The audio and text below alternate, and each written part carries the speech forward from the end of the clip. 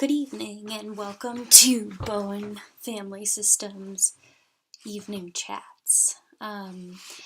This evening I am using resources from The 8 Concepts of Bowen Theory by Roberta Gilbert, 2013, Clinical Applications of Bowen Family Systems Theory by Peter Teitelman in 1998, and The Good Old Family Therapy in Clinical Practice by Murray Bowen.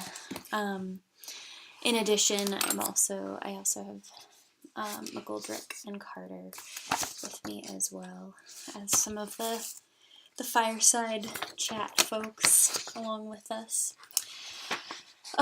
So this evening, the conversation is really revolving around family theory and kind of conceptualizing what does family systems theory mean in the context of working with a family. And the first thing that I wanted to reflect and kind of think about is just what it's like to work with a family, whether it's through an individual lens or with each individual in the family. And I think when I'm conceptualizing from Bowen Family Systems Theory, one of the main things that pops out is just this exploration of the family and how looking at the lens of the family through the history and the differentiation of self and the family emotional system. Those are kind of the 3 domains that I identified in the assessment aspect, and how that contributes to the family right now. So within the spirit of the family history, looking at how do these parts and pieces of the family context and the family linear story, up to even 3 generations back, how has that influenced the values and the beliefs, the thoughts and emotions that are impacting the family? So when the family comes in, part of the way that might look is kind of contextualizing that and looking at what does it mean to be a part of this family? Who's involved in the family? Are there members of the family that are no longer involved? How has the values and belief systems impacted this family network that we have right now? Really starting to explore some of those big questions there. The next piece is differentiation of self. So Bowen really talks about that as the idea of the ability to position one's own self in contrast and with the togetherness or unity of the family, and that could mean through understanding one's emotional and intellectual functioning within the family, or perhaps the bond is fused and there is very little individual self within the family. And so the emotional and intellectual functioning within the family is really kind of viewed through the light of, am I able to understand my own thoughts and feelings as my own, or am I reacting and interpreting and interacting with someone else's someone else's thoughts and feelings, or is there a larger even emotional pool going on within the whole family? 2 of the main variables in this theory are anxiety and the level of differentiation of self. And so within family work, at first I'm really looking for what are the emotions that are coming in and impacting, and how are they being interpreted and reacted to? What are the thoughts and the beliefs? So kind of in context to thinking about a family and kind of integrating this into more practical work versus theoretical language is, for instance, one of the activities that I recently did with a family, which is asking them the question when all of them came in about what their experience of, they could choose between blame, anxiety, sadness, or anger, what their experience of any of those emotions is within the family. And each person in the family drew their interaction with one of those emotions. And so as a whole, we started to discuss what the impact is of that emotion, how the individual experiences it versus how the family experiences it, and really started to look at what it looks like to each hold their own emotions and to choose reactions to one another, versus everybody in the family taking on, for instance, anxiety when everyone gets home at the end of the day and just starts reacting to one another. One of the ways that I'm also viewing Bowen family systems theories and like the 8 principles, which are the nuclear family emotional system, differentiation of self, triangles, emotional cutoff, family projection process, multi-generational transmission process, sibling position, and emotional process in society. That's from Gilbert, 2013, kind of looking at each of the 8 tenets. Is thinking about how to explore those 8 tenets in a way that is creative and family accessible. Some of Bowen's language, for me, it has taken like a lot of time to really understand and to tease out in the context of today's world and the context of today's family. And so some of that, I really like to hone in on the curiosity aspect of Bowen family theory and the exploration aspect, and trying to just find and like explore how are people interacting. Are there dynamics at play with once someone feels anxious or when someone feels upset? How is that resolved in the family process? So some of these aspects are really just kind of teasing out the language in order to figure out and explore what it means within that specific family system. This could mean working with an individual or working with a family, and Bowen Family Systems really looks at the role of the counselor to be a coach along the process and to really kind of inspire and come alongside the individuals or the family members to explore and just kind of ask questions and gather what the impact is of these different elements of a family, or help them suss out what are the values of this system or the larger systems at play. And to be aware of things like the change back process when families or an individual starts to move towards differentiation of self. This is Entitlement 1998, that potentially there may be 3 moving stages in order to get back, which is you're wrong, change back. If you don't, there are consequences.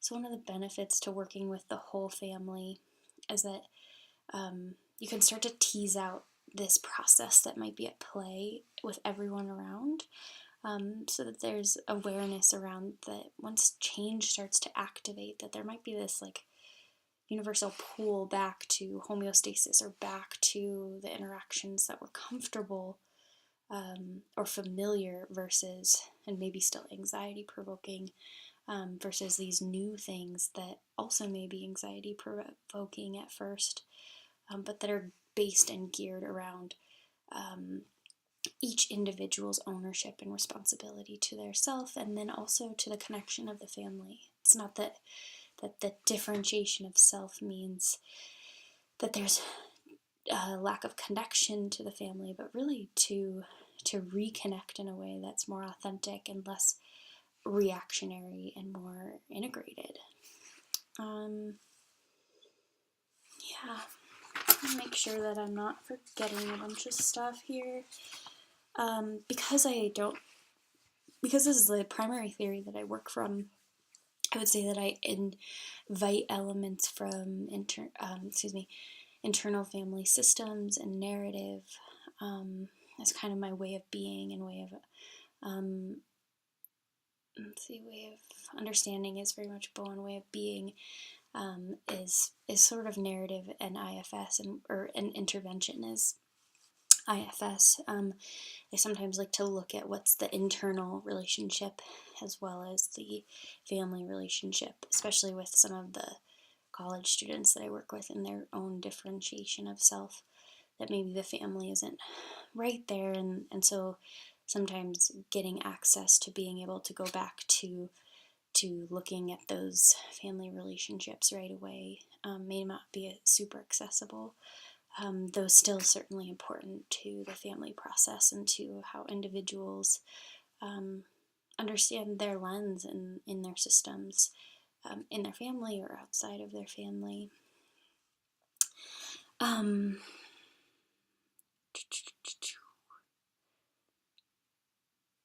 yeah.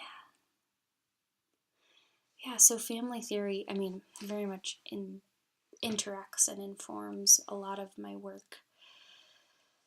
In practice, I would say a lot of the things, so Bowen comes at 5 questions: the who, what, when, where, and how, to look at patterns and themes. It really extracts and doesn't like to use a why question as much, because that can create a sense of blame. And so, sort of how I've interpreted those 5 questions and how to use them is really to think about how do the who, the what, the when, where, and how do we engage with those as far as emotions and thoughts. So when looking at emotions, whether it's with an individual or with a family, we're asking who's involved, what is the feeling or what is the thought, when did it start to occur, or when did it start to grow and expand in its intensity, maybe where in the body is that experience happening, and how is it impacting an individual or the family system right now. So I really like to use exploratory questions and even activities to just start to tease out some of these different things. I like to use drawing or acting and thinking about different ways to react. Additionally, Bowen really tries to introduce a sense of calm so that there can be an ability to start to think about the reaction or understand the feeling. And so sometimes working with my clients or the whole family on breath work, or creating a interaction plan on how to communicate to the family about what you need and when, and how to come back to a conversation so that it's not engaged by the initial reaction. And yeah, sometimes using meditation or body work to kind of body scan, like what is the feeling and how is it impacting this space right here, right now. One thing that I want to kind of address and kind of explore quickly before we end here is whether or not, I guess, how to involve kids in the process. And Bowen wrote, "This approach has never been successful with a young adult still financially dependent on his family. They have an aptitude for quickly understanding family emotional systems, but they lack the courage to risk family displeasure in the differentiation process." So that's cited in Entitlement 1999, but it was from Bowen 1978. And this has been something that's started to be debated. In Colbert, Cullors, and Field, 2013, they talk about how adolescents can maybe start to really do this process as long as there's the safety that they can risk and start to understand the process of the family without risking their financial dependence and being kicked out of the family. And so for me, that really just talks to or speaks to really creating an environment of safety, and potentially it's linked to attachment with Bowlby, where there's some safety around this exploration, and that everyone is involved in that process, that it's not so much to blame the family members for how they're experiencing their own emotional and thoughtful reactions or intellectual reactions, but that everyone is a part of the process and everyone is the client. It's not just one person at play. And so, yeah, just really supporting that this process is an opportunity for reintegration, rather than separation and individualization in the ways that maybe it's conceptualized, generally speaking. So yeah, and Bowen really talks about kind of the top-down approach in his words, that maybe working with the most motivated person in the family. So for me, that really just informs making sure that the parents or the whole family is a part of the process in some way, so that if I'm working with a teenager or a child, that I'm also working with the parents, and helping them identify their own reactions and their own thoughts and feelings, and figuring out how to communicate them and bring reintegration back in the family. So thanks for exploring with me tonight, and I look forward to continuing these conversations as we go.